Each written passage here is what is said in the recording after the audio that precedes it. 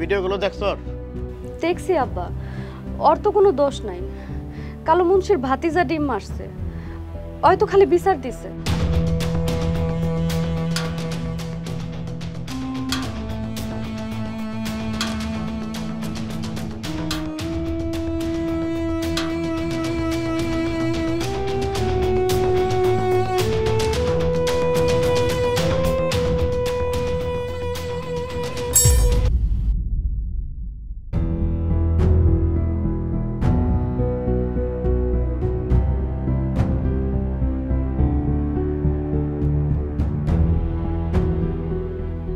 ভিডিওগুলো দেখছো?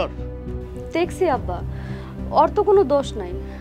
কালো মুন্সির ভাতিজা ডিম মারছে, হয়তো খালি বিচার দিছে। আরে কালো মুন্সির ভাতিজা ডিম মারছে, অপরাধ করছে, এটা ঠিক আছে। তাই বলে তার বাড়িতে যে নালিশ করবি? হ্যাঁ, আরে কালো মুন্সি কারা?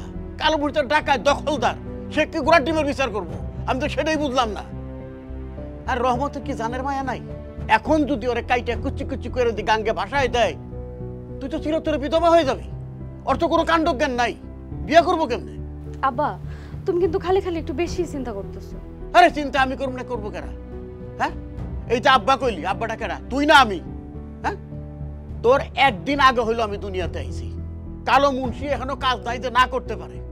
কালো মুন্সি 3 পুরো ডাকাতি করে বেড়াইছে, এখন না মেম্বার হইয়া পয়সা করি হয়েছে। হ্যাঁ, রক্ত যাইব কই? হ্যাঁ, রক্ত কই যাইব? শোন মা, তোর একটা কথা কই, পানিতে নাই না কুমিরের সঙ্গে যুদ্ধ করা কিন্তু ঠিক না, এতে ক্ষতি হয়। রহমতের লাগে দেখা হইলে তারা কবি কালো মুন্সির বাড়িতে যায় যেন ক্ষমা চাই আসে। যা হবার হয়ে গেছে, আর ঝামেলা করার কোনো দরকার নেই। ঠিক আছে আব্বা। শোন, রহমতের লাগে তোর কোনো কথা হয়েছে? না আব্বা। তোর কথা মতোই কিন্তু আমি বিয়েতে মত দিছিলাম। তুই আমার একমাত্র মাইয়া, ওরে ভালো করে বোঝা। কথায় আছে না, অতি ক্ষোভে বংশ ক্ষয়, আমছালা দুইটাই যায়।